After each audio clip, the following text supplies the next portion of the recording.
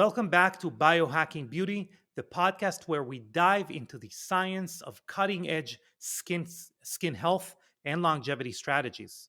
I'm your host, Amitai Eshel, and today we're thrilled to have a guest coming for the second time, Dr. Mike Belkowski, a pioneer in red light therapy and the founder of BioLite. Dr. Belkowski is an expert in what is called photobiomodulation or light therapy, and his work focuses on harnessing the power of red light therapy, methylene blue, and C60 for optimization, for cellular optimization and mitochondrial health. His approach, known as the mitochondrial triad, integrates these powerful therapies to enhance energy production, reduce oxidative stress, and promote skin rejuvenation. In today's episode, we'll explore how these therapies can transform not only your skin, but also your overall vitality.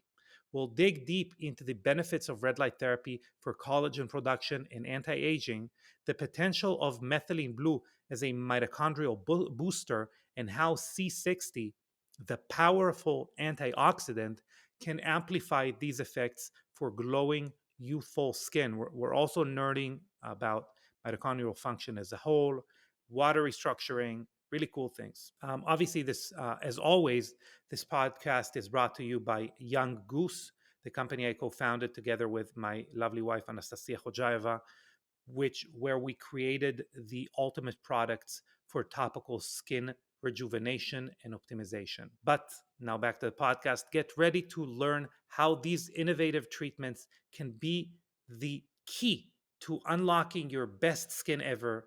Stay again, and let's start our enlightening conversation with Dr. Mike Belkowski.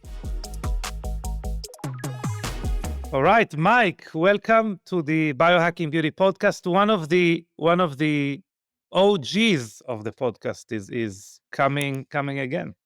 Amate, great to be back. It's always great when our paths cross and we can have a fun conversation. So thanks for having me.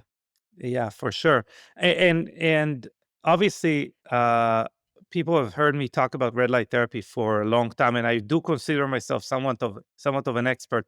But I obviously I follow what you do. I love what you do, and I started I would say probably 6 months ago to understand that you have an entire let's say protocol theory that you're building around how to optimize the practice of mitochondrial optimization or red light therapy, whatever you want to call that. So I was like super intrigued, and we tried to have you on the podcast. It's only now coming into fruition, but ever since then I reached out and I was very intrigued. So I'm really happy to talk about that today. Yeah, it's been none of this happened intentionally, meaning I didn't set out to um necessarily tackle mitochondrial health. I don't remember how much we talked about this on the initial conversation, but just even the way I got into red light therapy, like I'm a physical therapist by trade. Yeah. And I thought I was going to be a PT for decades and decades, right? And then through some Yeah. serendipitous events, fell into red light therapy, went down the rabbit hole, just learned about the mechanisms of action, which we can talk about again to review. Yeah. And the crux of it was its impact on mitochondrial function. And this is back in 2018, 2019. I founded BioLite in early 2019. And that was what initiated this journey into mitochondrial health and really its impact on our entire health and wellness. And if you're into longevity, anti-aging, health span, what have you, that's like the root cause. And to me, that's what it's all about. Even as a PT, it's like, okay, there's all these, potentially superficial ways we can treat you. And as a PT manager, it's like they like that because then you keep coming back again and again and again, and it's foot traffic. That didn't sit well with me. So that's really what got me out of. That was the first step to get me kind of out of the PT world. Was I wanted to help people get better as quickly and as effectively as possible. It's one thing to get better quickly and then fall back again, take one step forward, two steps back. But I've always been the mindset of how can we get as healthy or feel as good as possible as quickly as possible. And mitochondrial health is that answer. And I know you and probably your audience are quite familiar with that, but it's just sent me into these limitless rabbit holes. And that's how I got into red light therapy. And then by nature of that, eventually methylene blue, carbon 60, and most recently taurine, which is an interesting Hmm. adjuvant. Um, Yeah. but yeah, So, so so before go ahead. before we get into that, I do have a question about PT. Okay. Sure. Within PT, I think the and you kind of alluded to that. There are things that you're going to do that are going to either like we can call it mask the pain, but they really will be a quick fix as far as like the sensation of injury or of disability or whatever that is. And the more challenging aspect is actually to create meaningful change in a tissue that you're working on. And that is really done through kind of prompting that request in the body, like giving that stimulation for strengthening, repair, etc. Is that kind of where red light therapy came into effect, where you felt like you could push the stimulation for a tissue further? Like how is that connection created? Because saying, faster recovery or faster healing, there still should be some kind of input of repair and support of it, right? Yeah, let me be clear. The bar set quite low, Amate, when we're talking about improving the acceleration. Like, no joke, the first boss I worked for in a orthopedic outpatient practice, we literally were told to do a certain set of treatments because we got reimbursed more. Yeah. So again, this goes back to the insurance companies. She's telling me and the other PTs, like, let's do these 3 or 4, you know, umbrella types of treatments. Shy away from these other ones because we're not going to get reimbursed as much, if at all. And some of these other treatments that we're being shied away from are the most effective ones. And so that's Hmm. that's where it didn't set well with me. And I left that practice, started my own cash-based practice. Cash-based because that means insurances can't dictate how I treat. I can still treat within under my scope of practice, but now I get to choose how I treat. And Hmm. what I really hung my hat on as a PT, because I no longer treat because BioLite has gotten so busy that's, a 24/7 job. But when I was Hmm. growing my practice, I hung my hat on dry needling. Hmm. So, and I don't remember if we talked about this, I'm sure we did a little bit, but dry needling, if you can do it in your state, 'cause some states still disallow it, because there's Mm. a fight between PTs and acupuncturists and other, um, uh, jobs or Yeah. professionals. But dry needling is one of the most effective ways to reduce virtually all types of musculoskeletal pain. So, Wow. if you have pain, like you just rolled your ankle, you just had surgery, torn ACL, your knee's a big balloon, you have a crick in your neck, you have a suboccipital tension headache, like anything, it could be an acute, subacute, it can be chronic. You could have this pain for decades. Dry needling can reduce it, even in the first treatment, easily by 50%, a lot of times 75, 90, even 100%. And whereas the colloquial physical therapy paradigm is come to PT 2 to 3 times a week for 6 to 8 weeks, and we'll get you better. My Hmm. patient saw me one treatment, two maybe, three was decently rare, but within those 3 treatments, at the most, people could walk in with all types of pain with those types of treatments. Dry needling, sometimes cupping, sometimes hyperbaric, but dry needling was the main one. They were on their way, living their life pain free for quite a long time. Because again, Yeah. dry needling is one of those things where the needle is causing the stimulus, and this is what you're talking about, Amate. You're causing a stimulus, a controlled inflammatory response that's telling the body to, hey, come here and heal this injury or this issue going on in the body. And a lot of it is with dry needling is specifically to the central nervous system, Yes. because when you have inflammation in an area, it increases the sensitivity of the nerves, meaning Hmm. it takes a lower threshold to send a pain stimulus to your brain. So whereas it took a punch in the shoulder to get a pain stimulus sent to your brain, now maybe it's just your shirt brushing on your skin, and that's enough of a stimulus to send a pain signal to your brain. To the So by extent that there are signals that are not even relayed to the brain, right? They are relayed only to surrounding tissues, bypassing the brain. right, and when it Yeah, comes to a chronic issue, yeah. there's not even any inflammation left Mhm, necessarily. The signals have been sent to your brain for so long that it's actually now mapped in your brain, which is why chronic issues, chronic pain can be so difficult to treat because there's not necessarily any inflammation to remove. mhm. Now you have to like remap the brain to remove the pain. Yeah, So yeah, dry needling is seemingly is this almost instantaneous way to increase the threshold for which pain signals have to be sent to the brain. You're removing inflammation, you're improving circulation. And again, if you are in the right location relative to the pain, and this is specific to the nervous system, meaning you can have let's take your forearm for example. Let's say like this tennis elbow issue right by kind of your upper forearm. I can treat that pain down in your hand. I can treat that pain up in yes. your neck. So as long as you have the correlative neurological pathway, you can Mhm. affect that painful area. And again, it's treating the nervous system. A lot of different styles of dry needling. You're just treating, let's say this tense ball of muscle, and you're looking for that Yeah, twitch. And while that is accurate, that's just part of the treatment. That's good, but that's not necessarily treating the nervous system. You want to go above and below. You want to go yes. local, but again, reducing By the way, inflammation, improving. just before you're continuing, because I do wanna get to more things, but I gotta say, as long we are we have to deal a lot with, like, Botox, alternatives, and, one of the things that I say that you should find someone that's really good, but you should try out, is basically facial acupuncture, which is Mhm.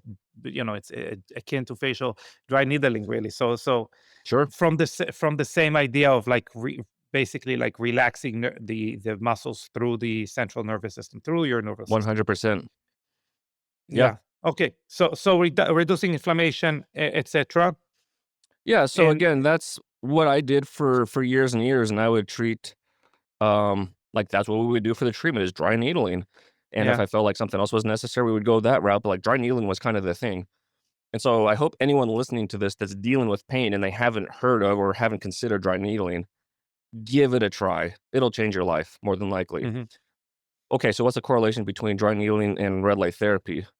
Well, when I first, started digging into red light therapy, the first couple of mechanisms of action, reduced inflammation, improved circulation. So with me, that was like an immediate aha based on my years of experience with dry needling and knowing its profound impacts on reducing pain. But again, what does red light therapy do that dry needling doesn't necessarily do, at least not to my knowledge? And that's impacting mitochondrial function. Hmm. And the mitochondria, for all intents and purposes, is the root cause of the vast majority of modern diseases and cancers. Yeah. It's the root cause because we like to talk about cellular physiology or cellular biology, but the mitochondria are inside of the cell. So we're going even deeper than the cellular level. So why the mitochondria? The mitochondria produce upwards of 90 to 95% of all of the energy in your body. And that's not like Hmm. caffeinated energy. That's the energy required just to carry out your physiological internal processes, right? Hmm. And so, from a bioenergetic perspective, when your cellular energy falls below normal or below homeostasis in a certain cell, then that cell is probably going to become dysfunctional. Not a big deal if it's a cell here or there.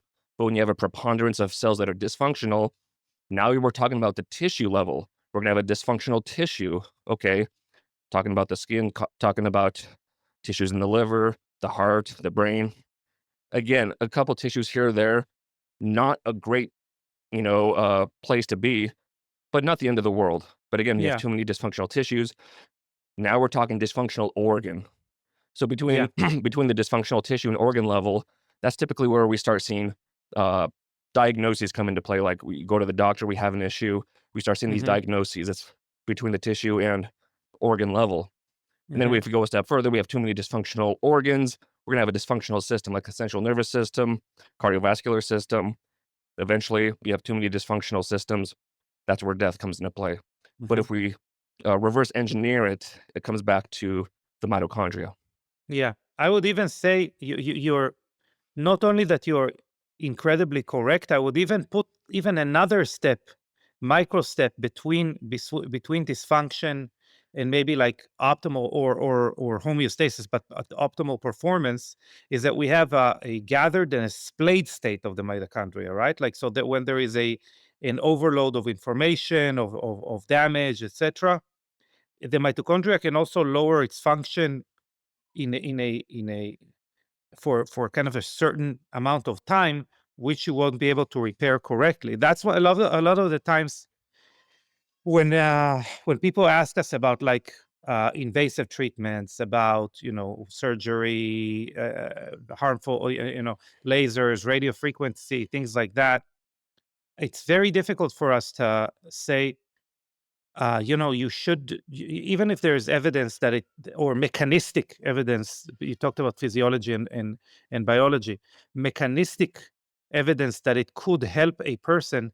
It's very hard to explain that what you are causing is a trauma in a tissue that, especially the mitochondria, is behaving now in a state that actually preserves energy and does not want to. It basically waits until the trauma is not so acute, but by that point your tissue is actually behaving in a suboptimal level of healing.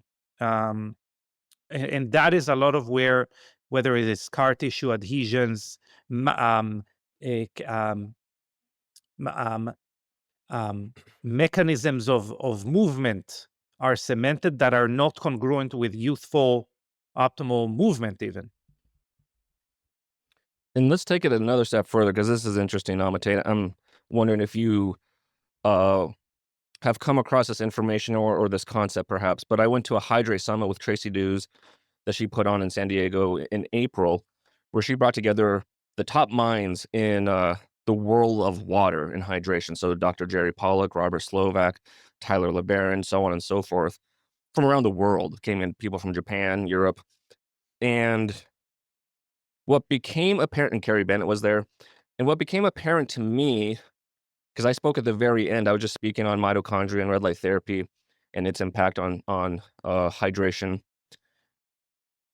Hearing everyone talk about hydration, and some people even inserted the mitochondria, especially with Carrie, there's this running theme that, okay, yes, right now, it seems to be like ATP production is the most important part of the mitochondria, but perhaps it's the biological water production that is the most important part, because part of oxidative phosphorylation is, of course, that ATP that we're glomming onto right now, but it also produces H2O, water, Mhm. that fourth phase water that Dr. Gerald Pollack talks about Yes. that's between a water and a solid. So it's like a gelatinous, and this Yeah. is what's inside of our body. Yes. So, and I talked to Dr. Pollack about this after towards the end of the weekend. I'm like, Dr. Pollack, do you think it's possible that this water production is even more important than ATP production? And is it possible that our hydration status can be improved simply by optimizing our mitochondrial function sans drinking water? Meaning, can we do some grounding? Can we do some sunlight exposure? Can we do red light therapy? Can we do some adjuvants like methylene blue and C60, all of which improve mitochondrial function, hydrogen rich water as well? Can we do these things? Well, that's technically water, so let's throw that one out for the Yeah. moment. But can we do red light therapy and improve our hydrogen status? Can we take some Yeah. methylene blue, improve our hydrogen status?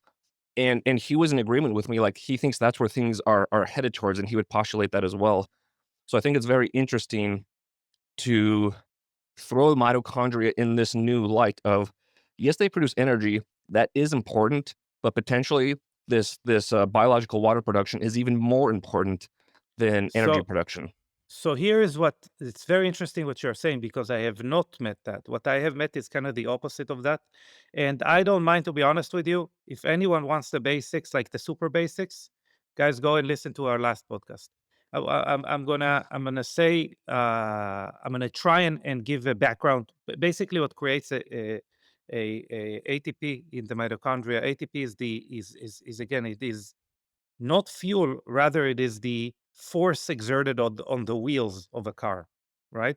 It is the end result of your fuel combined with air, of which of which you combust in an engine, and then you exert power. It is a molecule, but I'm just trying to equate it to something people would be able to conceptualize. But what creates ATP in the mitochondria is a type of a cylindrical pump, something that spins within the water in the mitochondria, which called the ATPase pump.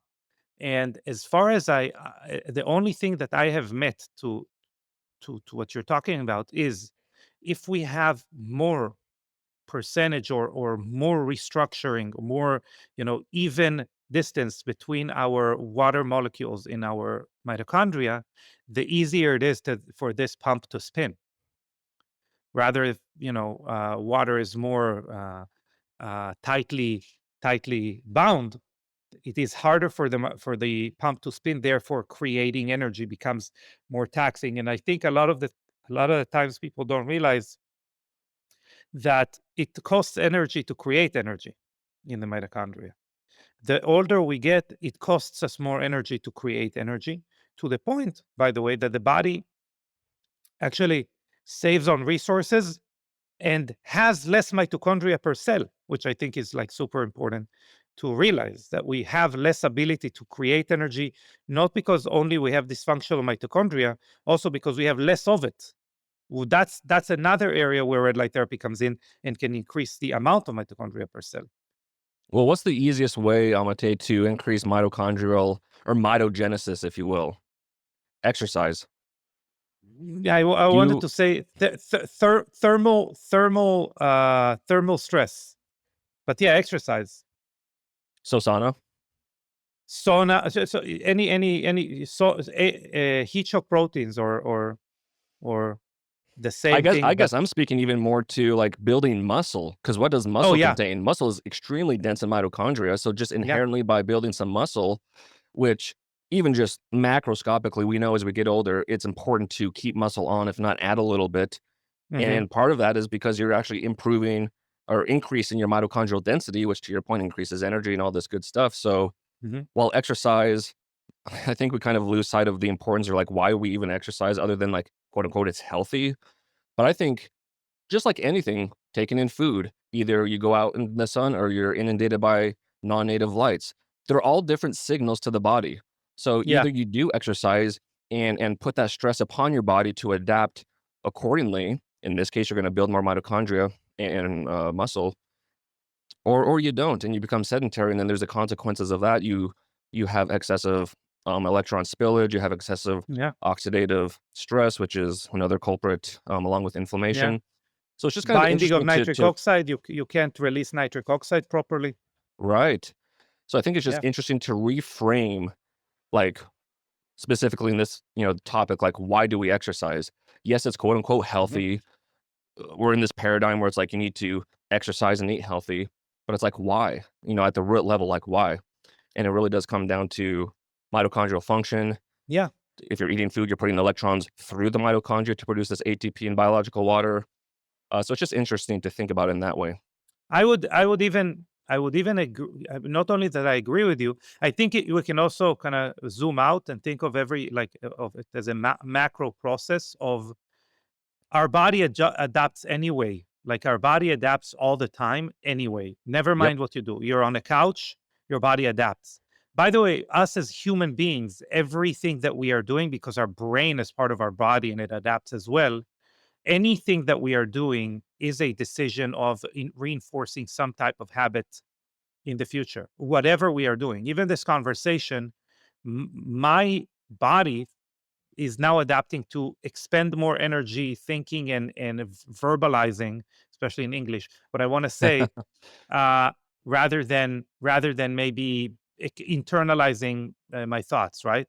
So, and obviously I'm in front of artificial light. My body says this is a lot of blue light. I'm going to actually lower the output of ATP. Uh, so that's a problem for our conversation. But Increased yeah, cortisol. so yeah, exactly.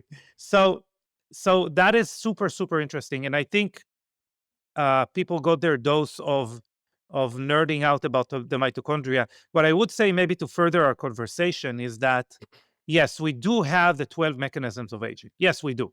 And if you twisted my arm after Copenhagen 2022, I would say that there are even like over 20 mechanisms of aging, but or hallmarks of aging as they're called. But if you really looked at them, they are just basically different colors of the spectrum of maybe like three Yep. mechanisms that are going bad as you grow older, A lot of and crossover. a lot of crossover. And even between those three, exactly like if we look at the color, purple or whatever non-primary color between yellow, blue, and red, what we're going to see is the is more dominance of a specific hallmark. And I think the most dominant hallmark, especially devoid of especially natively in humans, especially statistically more probable, is the decline in the performance, in the contribution of optimal performance of our mitochondria.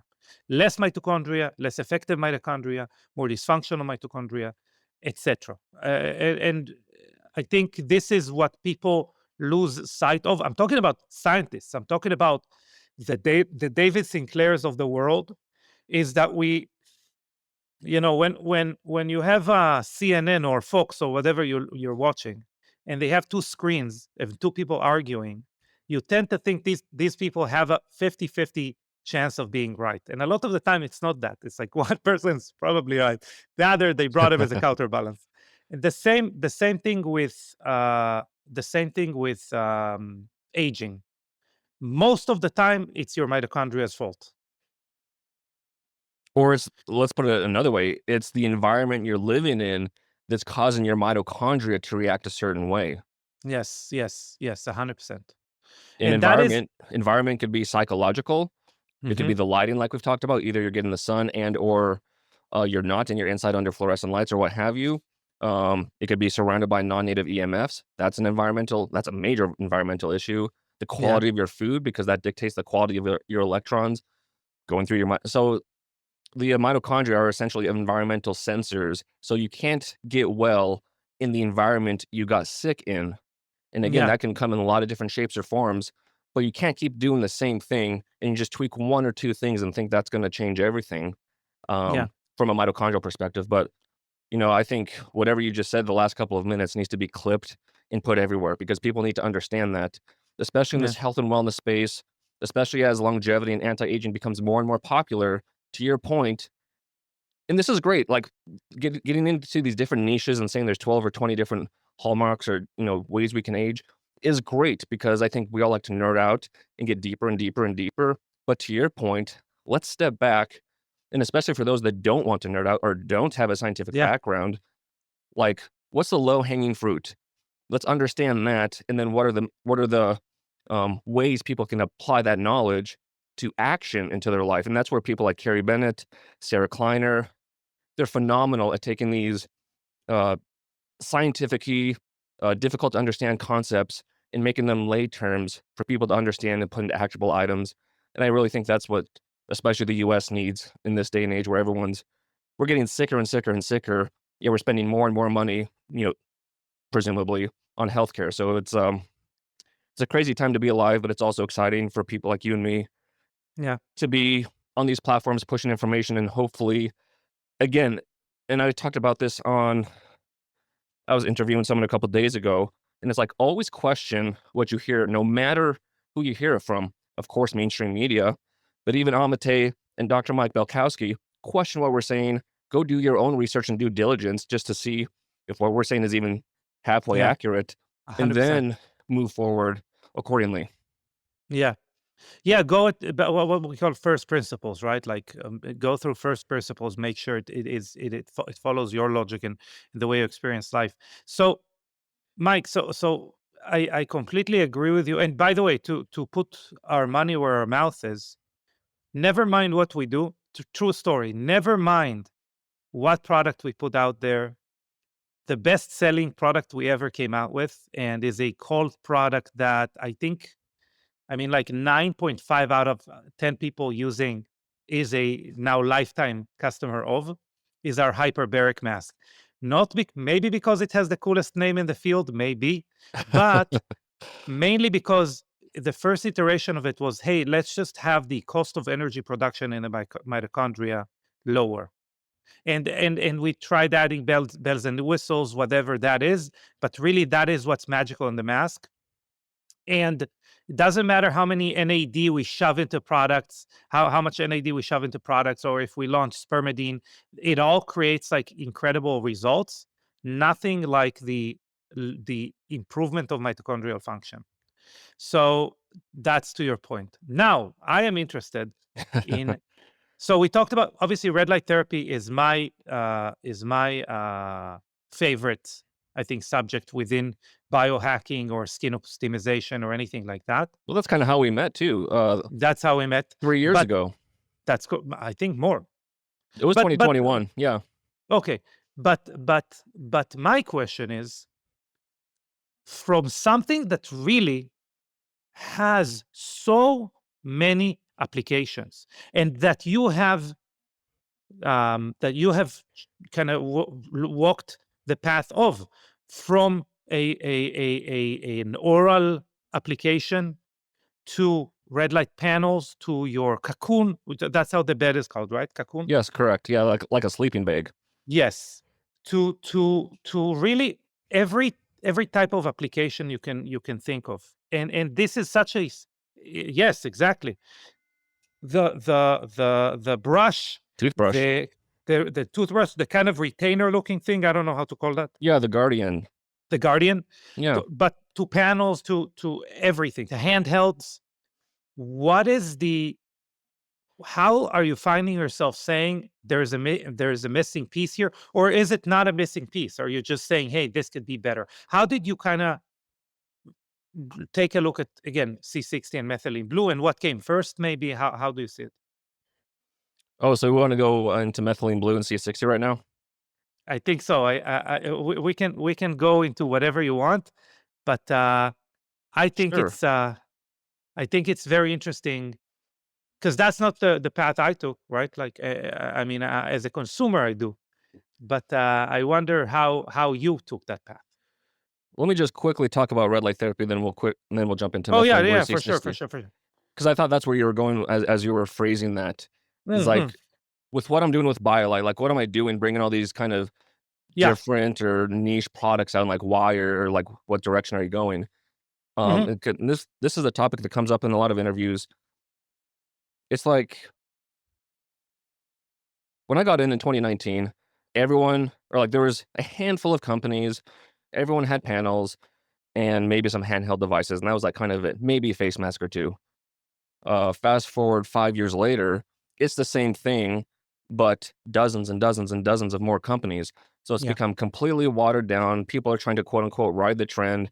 Everything's white labeled. Everything's virtually the same, just a little different, Yeah. different name, different price by $1 or $2 or what have you. So again, there's pros and cons to that. It's great because red light therapy is getting out there. It's becoming more popular, and I think it'll continue to do so going forward. But it's also gotten into a place where it's kind of like the supplement industry where it's a wild, wild west. There's no Hmm. regulation. People can say whatever they want about their products, and Yeah. there's no one double checking them. And so that's All you really need what to I've do been is trying. throw some money at an influencer, and they can say whatever you I want. know, exactly. So and that's a perfect point, Amate. Tons of misinformation, even quote unquote knowledgeable people. And that'd just be like me throwing some new innovation at me and then me regurgitating what they're telling me to say. Yeah. So it's like I'm not throwing shade at anyone. It's just kind of where we are right now. Tons of Yeah. misinformation. And that's what I've been trying to slowly but surely fix in the red light therapy space. The most common issue is people say, like companies are saying this, influencers to your point are saying this, you need to do red light therapy 20 to 30 minutes every single day. Well, Yeah. you read a couple of articles and you quickly learn um that's not the case. Gary Like, Brecka said it on Joe Rogan. what did he say? He said, I get into my red light therapy bed. By the way, he said the thing that annoys me the most. He said the strongest one in the world, which is a different tangent I can go on, but It's in the but same it's in the same scope we're talking about. Like, that's complete yes, horse manure, excuse me. yes, yes. But it's like, But then he says every day, 30 minutes in the bed. and that is incredibly sad because so many people are gonna listen to that podcast and take that as gospel. Like, that's Yes. we're fighting an uphill battle here, Amate. And you know this better than anyone else because you were in the red light therapy space for I don't know how long. And that's like another one of the, I guess, the bullet points is everyone is touting that they have the quote unquote most powerful panel, the most powerful device. And again, that's inherently flawed. It Hmm. all comes down to what are you trying to accomplish with red light therapy? You can literally get the same therapeutic dosage with a red light therapy bulb or a red light laser, completely opposite ends of the spectrum. You can Hmm. reach the same dosage, and the dosage is going to be different for what you're trying to treat. The dosage for the skin is extremely low. The Hmm. dosage for treating your brain, extremely high, and then everything in between. So when someone Yeah. is saying 20 to 30 minutes every single day, well, there's hundreds, if not thousands, of red light therapy devices, and they all have different strengths. So that 20 to 30 minutes for every single device is going to end up at a different dosage. Yeah. Um, and again, that issue is compounded by what are you trying to treat? If it's Hmm. skin, if it's anti-aging, if it's treating your gut, if it's athletic performance, if it's your thyroid, those are all different dosages. And so you need to know, and this is where third-party testing comes into play. And this is another hot topic for me, because a couple years ago I instituted that all BioLite devices be third-party tested to verify exactly what the light irradiance of the device is. Light irradiance is a fancy term for the strength of the light. That's And very important. There's I think you're the only one that has a calculator also on their website. so yeah, I just innovated that. That's the newest innovation, Amate, and like that's kind of where this conversation is going. I'm trying to break this down and arrive at that calculator. The light irradiance, like we're talking about, extremely important. Must be third party tested.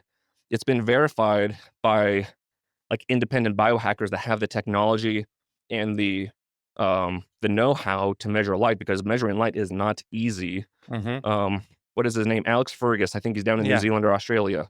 He's Yeah. independently tested the most popular brands on the market, and this is like a year and a half or 2 years ago. And I can send you the link. You can share it with your audience. I've talked about it on social media. It's actually part of my red light therapy ebook information is to highlight how dastardly this issue is.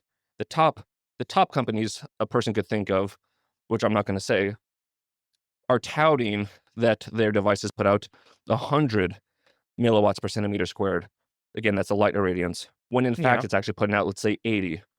Another Hmm. popular brand says their panel puts out 175, which is absurd if it actually did, because you're just going to be cooking yourself. But they are also doing something else that just to show the insincerity. They also call the devices by the names of the hypothetical calculated dosage if all the bulbs were to provide up like 100% Right. output all the time, Right. Right. which is That's the where most like misleading thing ever. I know. I know. And so that's really why Amate, like, as you can tell, I'm most passionate about the education. Mhm, BioLite and whatever products are offered are just a byproduct of my passion. So it's very easy for me to talk about whatever red light therapy devices I have or the supplements or what have you, because I believe I've done my research. I believe in what they do. So it's very easy for me to be truthful and honest and talk about mhm. the research backed benefits of whatever it is. I'm not trying to pull the wool over anyone's eyes. And I've even broached some of these companies or owners on social media. I'll just like kindly ask them because they're touting how powerful their device is, and I ask them, "Is your device third party tested?" And then they'll say something. I'm like, "Okay, so like, do you know when you're gonna do that, or like what? Where are you getting your suggestions for 20 to 30 minutes a day?" Like, I'll pose that question. Most of the time, I get blocked, Mhm. which again doesn't necessarily mean anything, but that's kind of a red flag to me that people don't Well even want to have an open conversation about. well, the decision to s Let's one moment, Amate. So yeah. part of the misinformation is truly ignorance. meaning Yes, exactly. people are just regurgitating what they hear and see because they're just white labeling and they're just trying to make money. Other Hmm. people do it intentionally because they're Hmm. just marketing. So the marketeers trying to take advantage of people not knowing it's misinformation, like we're talking about the most powerful panel or the most whatever, when in fact that's inherently flawed and it's already been proven. Hmm. Let me ask you a question within that.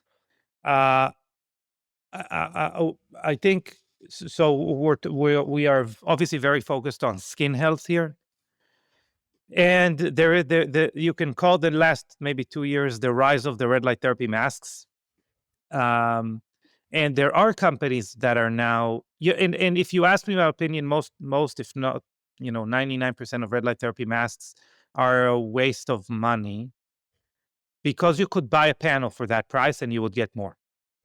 I That's my tell opinion. people that it's like, why are you spending so much money on a not unilateral, but like a single focus item when you could buy a panel? Maybe it's a little bit more, maybe it's a comparable price tag. I know some of those face mask things are crazy expensive. And some of even the most popular ones, to your point, they don't list the light irradiance. And yet they're proposing that you use this face mask 20 or 30 minutes a day. But it's like, what is that information? What's the foundation of that information if you don't even know the strength of your device? Like, it's Mhm. so ass backwards, it blows my mind. And so There are many things there. Also, I would even say if the LED is not, first of all, if it doesn't have a fan behind it, then it's probably not strong enough. Like, there is a minimal effective dose. So if it doesn't need to be cooled to some point, I wouldn't bother, and I probably may paying more for for what I'm getting. That's number one. I think it's the big, yeah. I was just gonna say, just on the topic that you are concerned about, you and your audience, skin health, that may actually play into the product's favor Hmm. because skin takes such a low dosage that actually a lower light irradiance device is necessary, or like it's going to be easier to attain a therapeutic dosage compared to some of these panels that'll blast your socks off. Hmm. Yeah. So if we think about the what's called the biphasic dose response, which is like this inverse bell curve, Hmm. you want the dosage of whatever you're trying to treat, whether that's skin or brain or sleep or what have you. You want that dosage to be right in the middle of that bell curve, and that's a Hmm. moving target based on what you're trying to treat. But if you have a lower power device, such as some of these face masks or even like the Cocoon or these, another one of our handheld devices I have in front of my computer here is the Glow, which is intentionally low light irradiance because both the skin and the eyes take such a low dosage. It'll be easier to hit that biphasic dose response, that target. It's tantamount to cooking your food at 300 degrees Hmm. versus 1,000 degrees. It's going to be much easier to hit that target temperature at the lower temperature, like a low and slow approach, versus this like hyperbolic or like this excessive temperature or this excessive light irradiance. Like that's why I don't understand why these panels, if it's so powerful, why are we still promoting 20 to 30 minutes? Hmm. I agree. Like you're I going to be think cooking yourself. yes, I agree. I would tell you a couple other reasons why I don't like face masks. The second reason is, so first is are we really hitting 30 to 50 milliwatts per centimeter squared? I think it would be a challenge. That's number one. Number two, even though there's some of them do state like 20 or 30, I think it's a challenge, obviously, as time goes on as well. Are you That's saying number it's one. tough to do because there's no fan? It's tough to do because their output is going to lower with time because the components are not strong because they Mhm. heat up because etc. That's number one. Gotcha. Number two, you are you actually want overlap of wavelengths. Like, we actually want to be a little bit farther from the device in order for your skin to be kind of covered evenly. In most of those devices, funny enough, the more expensive normally, the more you're going to have maybe stronger diodes, but they're going to be farther away from each other. They're not going to actually cover your whole face because to get that power that we're talking about, which is the minimal power that you need, you still need to be smack dab kind of touching the mask. That's Right. number two. And number three is the fact that they have no focal lens whatsoever. So the light is emitted kind of all over.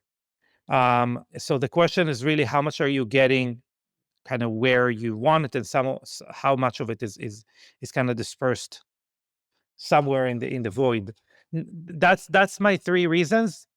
If anyone has a face mask and they use it, I think it's better to use something that you would use than not use anything at all. So I think a lot of people are just not going to be in front of a panel, which I get. Okay, I get it. But if someone really likes the idea of red light therapy, it's just not what I will do. And by the way, you're going to hurt your knee one day. You're going to pull your whatever one day, and you're going to wish that you had a panel. And here's my maybe not a caveat to that, and this is now at the face mask. This is now like Yeah, going on to panels. And this is kind of where I was going with the direction of BioLite. It's like, okay, yeah, panels are like the obvious place for red light therapy to begin, right? And yeah, as we've seen, there's been some iterations on it, but it's like, how much more can we change with these panels? I think if anyone can accomplish being able to choose any wavelength they want within a panel, like that would be the Cadillac of all panels. Like I can yeah, choose 600 nanometers or 603 or 821. Whoever can accomplish that, God bless. But I think that's kind of like the end of the road for yeah, panels. I think they'll have a professional use. Um, just like if I was a PT, I would want to have like a panel over my table or maybe yeah, offered as a standalone treatment for people to come in. But I think eventually they're going to become outdated and archaic, which is why I've gone the direction I have um, with some of the devices I've come out with. What I'm trying to do with BioLite is find ways to integrate red light therapy without necessarily people having to set aside time. And yeah. that's where things like the toothbrush that I just released, it's called the Illume. Hmm. Everyone brushes their teeth. Um, Anyone and everyone could gain additional health benefits by having their gums and their teeth and their oral cavity irradiated by the red light and the blue light in the toothbrush Hmm. head. Red light, like we've talked about, anti-inflammatory, pro-circulatory, mitochondrial benefits. The blue light, Hmm. antibacterial, antimicrobial. So you're going to improve the oral microbiome in your mouth. And it doesn't take long to talk to a biological dentist before you realize the health of your oral cavity impacts your entire body. Yeah, So that's what I'm trying to do with red light therapy is kind of move it forward, innovate and find ways for people to incorporate light therapy really without them having to think about it. Um, and I love then, it. yeah, and then like if we want to jump into methylene blue and C60, so it's actually similar to my red light therapy story where I had heard about red light therapy years before I actually went down the rabbit hole. Of course, on the Hmm. Ben Greenfield podcast, he talked about it, and he probably still does endlessly. Hmm. But back in 2014, 15, 16, 17, 18, I would hear about it, and I didn't have a respect or a reverence for light like I do now. So I heard red light therapy, and I'm like, colored light, like what's that going to do for me? So until I went down the rabbit hole, then I was like, whoa, I've been missing out on something for many many years now. So similar to that, methylene blue, heard about it. Probably on the Ben Greenfield podcast years ago, 3 4 years ago, and unfortunately, they kind of uh, preface the conversation by which makes total sense, that it's an aquarium cleaner. Yeah, So once I heard that and that you're consuming that to improve your health, I was like, I'll listen to the information, but no way I'm putting this stuff in my body. And I just completely shut off without even giving it a chance. And so again, I don't know exactly what the initiating event was for me to get on board with methylene blue. I think I was just, as we do with entrepreneurs, minds are constantly going all over the place. And either someone talked about it, I read it, or something about the synergistic benefit of methylene blue and red light therapy. And I'm like, aha, like that's what I'm trying to do with BioLite is push red light therapy and mitochondrial health. Let's look into this thing that supposedly improves red light therapy. And so that's probably what got me to read the research, read some books on methylene blue. But the low hanging fruit, or like the TLDR of methylene blue, is just like red light therapy on its own, can drastically improve mitochondrial function. Methylene blue on its own can drastically improve mitochondrial function. Yeah. Together, again, you can get that synergistic benefit because when the blue dye is in your body, that blue dye is going to be more receptive to the red photons from red light therapy. So you get photoactivated with methylene blue. But again, in isolation, they are both very powerful in improving mitochondrial function. Hmm. Yes. So one is improves uh, statistical oxygen utilization among 12 other things, but that's the classic definition of red light therapy. And the other one literally like is an electron donor, right? Like it literally donate. It's like having two mitochondrias instead of one. Obviously, we have a lot, but Exactly. And that's where this mitochondrial triad really comes into play is they're not redundant. Red light yeah. therapy, methylene blue, and C60 all work on different facets of improving mitochondrial health. Sure, there's some overlap like methylene blue and C60, they're both antioxidants, but again, they work in different ways Hmm. macroscopically, so it's not redundant. So to your point, methylene blue, one of the, if not the most powerful antioxidant because it has so many electrons it can donate. Hmm. Also, it's a cyclical or it's a recycling antioxidant in the sense it can donate, then accept, then donate, then accept without degrading. Hmm. Whereas the standard antioxidants like vitamin C, vitamin E, when they begin donating their electrons, they can accept them back, but they begin degrading rather Yeah. rapidly. So again, methylene blue can donate and accept time and time again, thousands of times before it starts degrading. Hmm. Uh, Methylene blue has been around since the late 1800s. It was a synthetic dye used for cotton, used for textiles. Uh, Somehow it was found out that that Antimicrobial. it could work as an anti-malarial. Uh, Hmm. so it was really the first pharmaceutical drug in U.S. history. In the First World War, Second World War, psychiatrists would actually put methylene blue into their drugs, not for the benefits of methylene blue, but just to make sure that their patients were taking the drugs they were prescribing. Because when you take methylene blue, you're going to pee out some blue or greenish urine. Hmm. So that's kind of a fascinating topic. But from a Maybe my mitochondrial favorite perspective, part, by the way. Maybe my favorite part. the blue urine. Yeah. And so let's see, methylene blue. Um, when you take methylene blue, this is very interesting. Methylene blue inherently knows where to go in the body to help first before it goes to the Wow. brain. So, said another way, wherever you have precancerous or cancerous cells, which are inherently metabolically dysfunctional, mitochondrial dysfunction, methylene is going to go help there first. And then the vast majority of it is going to make it up into your central nervous system, into your brain, which is why it's kind of seen as a nootropic, very Hmm. powerful antidepressant, powerful to fight against neurodegeneration. And so, CTE. exactly anything to do with the brain or any trauma, any inflammation, any mitochondrial dysfunction, methylene blue is very powerful. And so, to your point, it can donate electrons anywhere inside of that electron transport chain. So Hmm. wherever there is a deficiency, which can most commonly happen, I believe, complex 2 and 3, Hmm. it can readily donate electrons there, wherever it needs to be. And again, it can donate and accept. It's also a very, very powerful antiviral. Hmm. So methylene blue kind of came back to the scene during COVID-19. It was used very early on, like early in the year 2020, over in China. They even did research. Methylene blue was extremely powerful in knocking back COVID.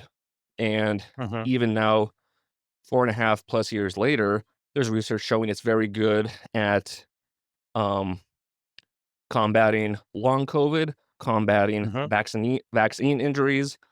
But there's a myriad of ways methylene blue can help because, again, if we go back to the root cause of disease and cancers, a lot of it is mitochondrial dysfunction. So Yeah. methylene blue can help there. And by the way, you're talking about skin health. I mean, what we the it really ticks the two most important boxes when we talk about like a product that's going to help the skin. One is obviously inflammation or oxidative stress driving inflammation. So we want a good antioxidant. And the second, obviously, is mitochondrial function and mitochondrial optimal mitochondrial output, not only because of the regenerative effect, is because there is something actually, believe it or not, Dr. Patrick Porter is the first one who introduced me to that concept, but something called autoluminescence. And autoluminescence is the amount of infrared released from your mitochondria while it obviously works and works optimally. And a lot of what gives our skin the healthy glow that it does have is that optimal mitochondrial function. So aside from everything else, it has direct correlation to how healthy, youthful you look. And it's interesting you bring that up because the guy that helped develop my cream, like way back in 2019, I met him at the first conference I ever did with BioLite, Radfest, Mhm, 2019, Las Vegas. So he developed a cream. I'm like, because he was telling me about all he can do. He works with textiles. He puts different molecules or elements into textiles. So to your point, like he's working on ways where we take the infrared energy that we're giving off, and he's putting molecules into like textiles where it bounces mhm, back and provides us with like some mhm. red light therapy benefits. And he's doing some crazy stuff like that. So anyway, I asked him, could you develop a cream that could enhance the benefits of red light therapy? So that's where we ended up with the cream we have. Um, but also, he helped me develop some of these methylene blue and C60 products because I mean this is right up his wheelhouse. So anyway, Yeah. I interviewed him again a couple weeks ago. His name is David Horinek, and he was giving us the audience and me some methylene blue hacks, and one of them was putting like a very diluted amount of methylene blue into like a spray or a mister and misting his face with it. Mhm. So we're talking like 4 or 5 drops of liquid into like, I don't know, 3, 4, 5 ounces of water. But then every morning he spritzes his face with this, and it doesn't turn his skin blue because it's so diluted. And I asked him, okay, cool. What is the first thing you noticed, after weeks or months of doing this? And he said right away, hydration of the skin. Yeah. Yeah. So interesting. It's like, okay, topically, and there's research on the anti-aging benefits of methylene blue for the skin. Um, One of the most prominent ways that it helps is combating excessive UV radiation. Yeah. And then there's, of course, like we just talked about, its ability to improve mitochondrial function, some circulation. Of course, that's going to help.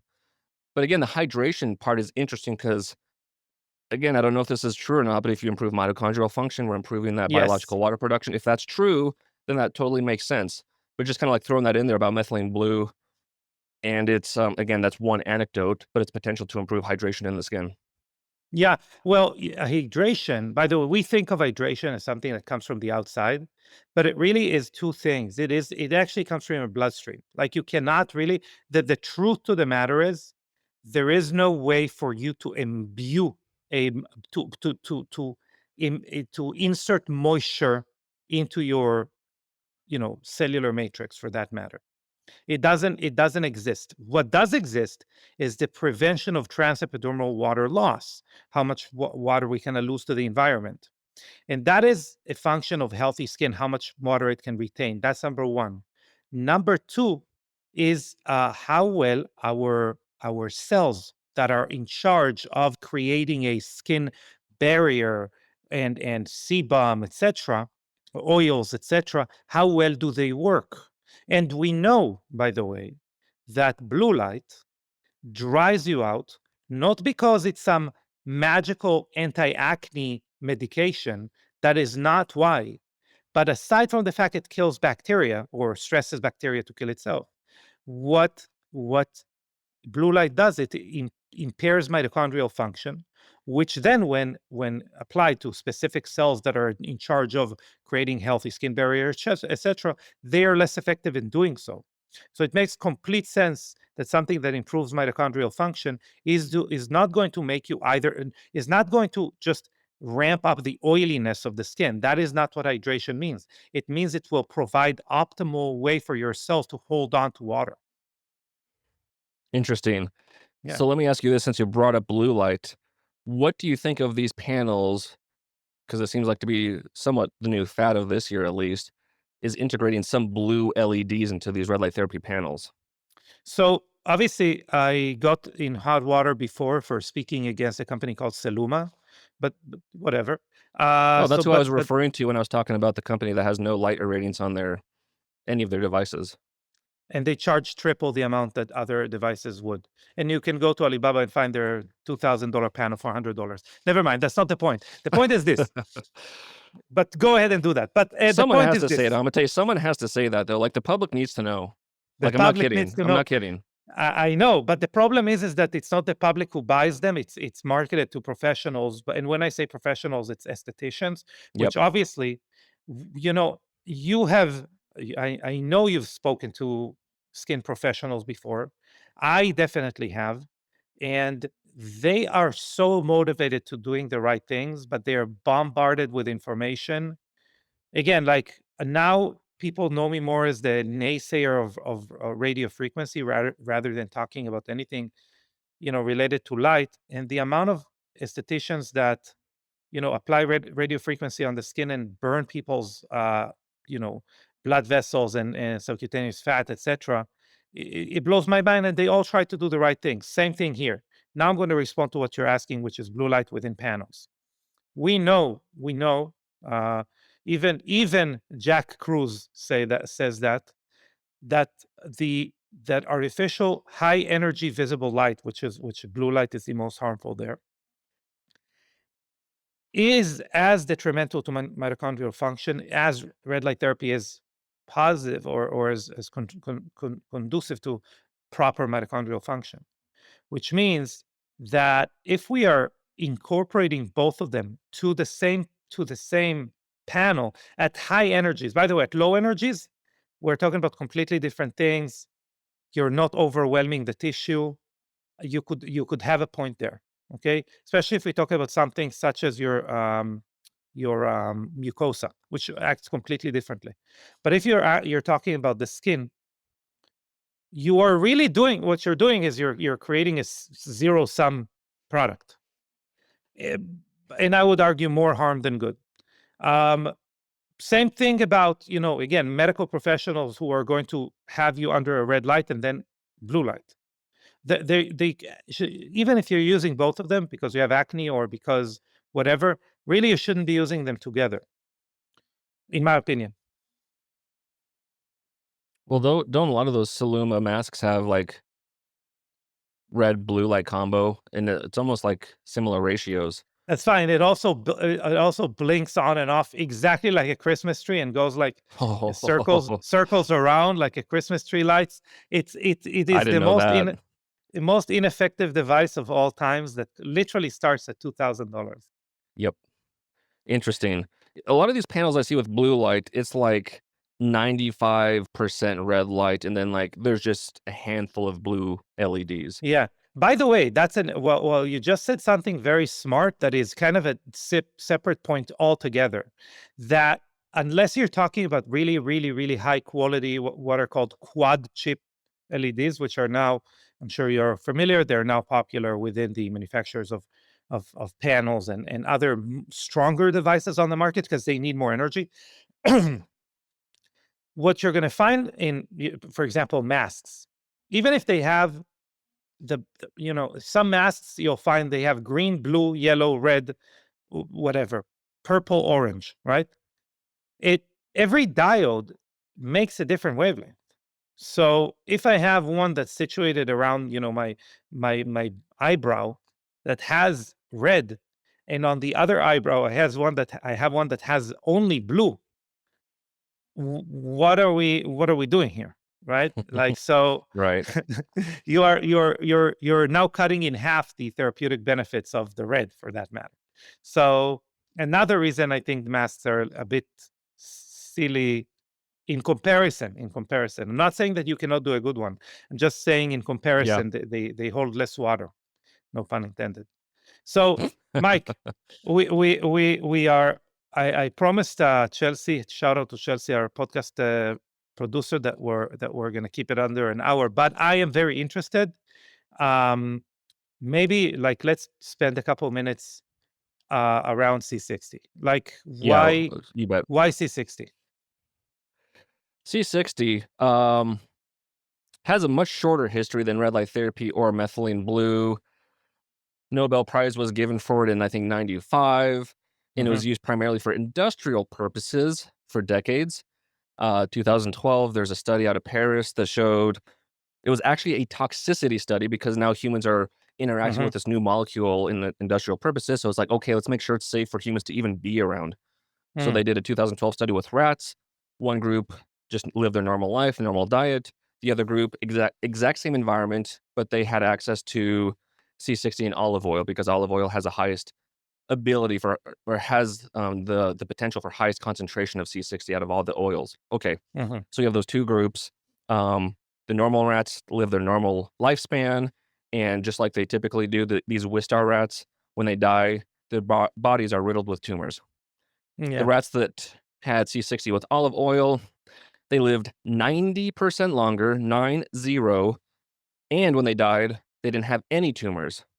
So, again, this was a toxicity study, but the longevity community, the biohacking community, went off the rails. Now they wanted this thing because rats are living almost twice as long. And so that's really where C60 came into the world of human Hmm. consumption. And it really didn't take like a stronghold until the late 20 teens, like 2017, 18, 19. All of a sudden, there's C60 on the market for human consumption. So that's where it all started. And so all of that to say, there's not a an abundance of research like photobiomodulation. There's 10, Hmm. 15,000 peer-reviewed studies. Methylene blue, much less than that. C60, much less than that. But the information we do have about C60 is extremely uh, profound. It's extremely safe. It's effective. And again, it comes down to mitochondrial function. So what is C60 doing? Whereas things like red light therapy, one way to improve mitochondrial function, improve energy production, biological water production, if you want to believe that. Hmm. So photons are electrons. So that's essentially one way of bringing more electrons to the mitochondria. Same thing with methylene blue, except it's a much higher, uh, stronger antioxidant, shall we say, has Yeah. its other properties too. So a lot of internal mechanisms within the mitochondria. Um, red light therapy dissociating that nitric oxide so oxygen can get into your point.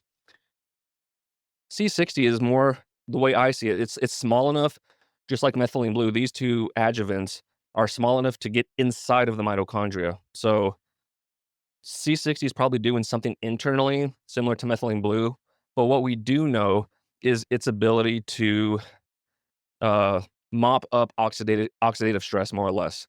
And Yeah. so the co-founder of SES Research, which produces basically all of the or the highest quality human consumption, C60, it was their C60 that was used in that 2012 study. Are they from Their co Japan? Who? Are they from Japan? Oh, they're in Houston, Texas. Oh, okay. Nice. So I interviewed the co-founder a little bit ago, and he explained to me the mechanisms of action. And so he calls it the BOSS theory, which is an acronym for buffering oxidative stress system. So before we talk about that, let's talk about the importance of oxidative stress and mitochondrial function. Hmm. It's this vicious cycle that occurs.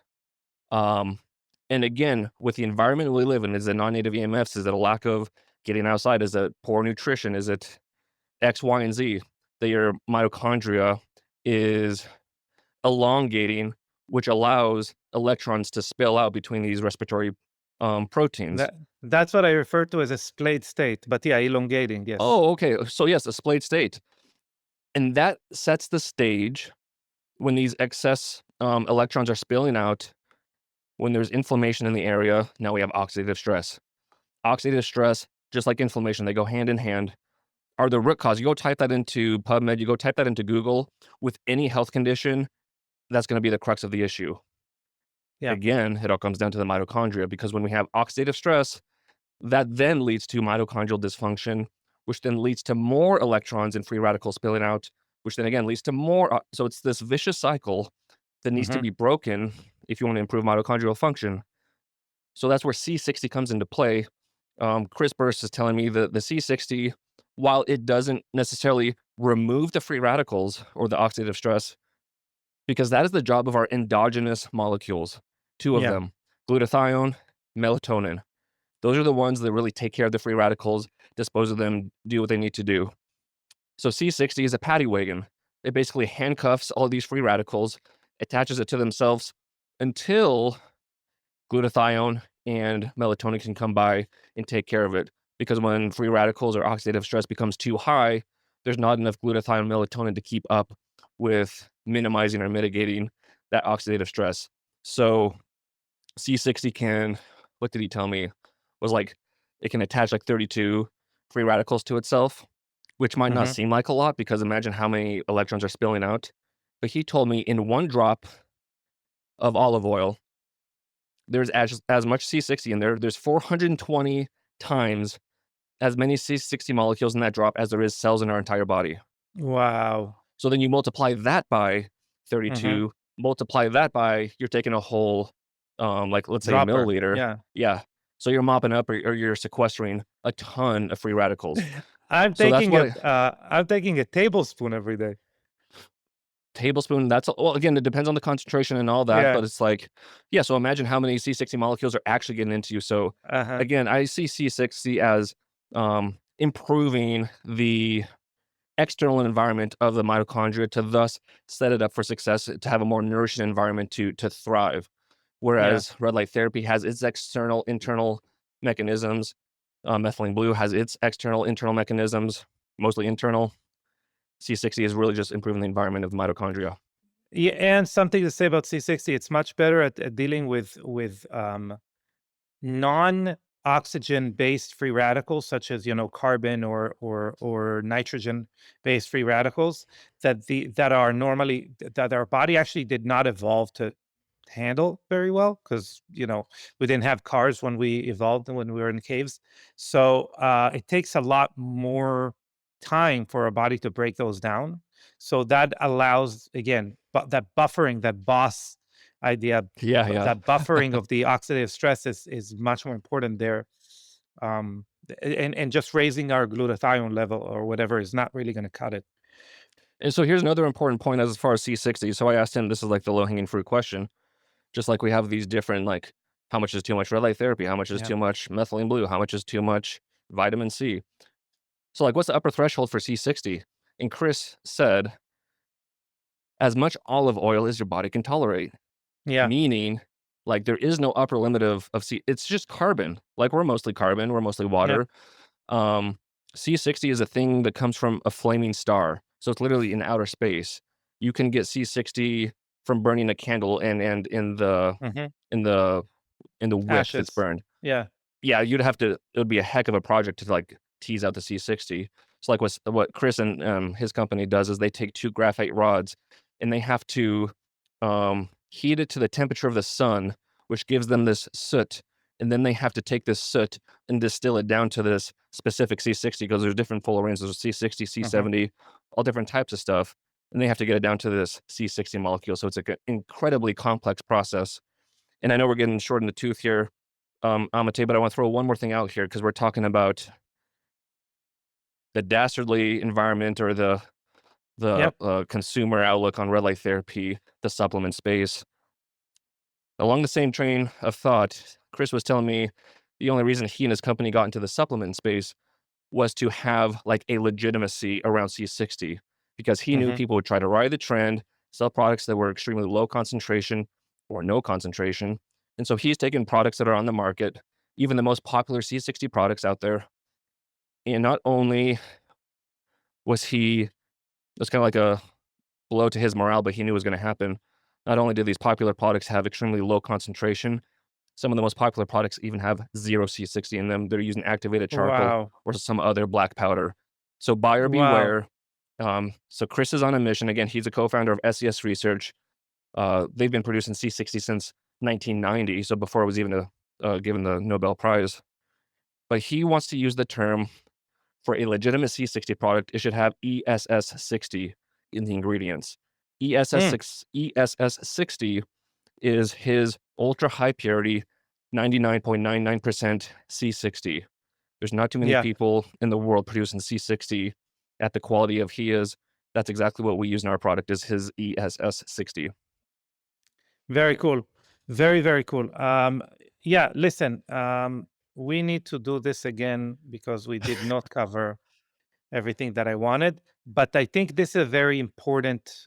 We've hit some very important points, and I really appreciate this. I recommend you guys a lot. We have a lot of new listeners because of a live I did with Jamie McGuire. Shout out to Jamie McGuire, where we shouted BioLite out. And normally I say, hey, there are great people behind it. You're going to get taken care of. Your product didn't work, whatever that may happen. You just want a company that uh, the people behind it mean the best. That's number one. But I think there's another very important thing about BioLite is that, and that's something I say a lot about us, but I know it applies. The money that comes into the company funds the next product that you're going to buy. You're going to have a better product coming out. That is why I admire you so much. Is 1000%. exactly your genuine drive to find ways to improve the marketplace. I think is very, very, very unique, and I can only salute you. You're doing an incredible job. So thank you so much, Mike. Much appreciated, Amate. Those are kind words. And I'm glad that comes through because that's what I try to portray from a genuine place. I'm not sure it always gets through because it probably gets lost in the fray, so to speak. But I Yeah, appreciate you saying that because and the same thing with Young Goose. I know that goes both ways. I know what you're doing is amazing. It comes from a very genuine, um, high integrity, high morality place. So, kudos to you too. And I saw that you got on the Ben Greenfield podcast, which is amazing, and just another amazing platform for you to push your message, which we need more people like you getting your message out to the masses. So again, we can cut through the baloney, so to speak, and people can get real information to improve their health. amen. All right, Mike, thank you. We are going to have all the links in the show notes. Mike, send me whatever links we want to have there. And until next time, guys, thank you very much. Thanks, Bye. Amate.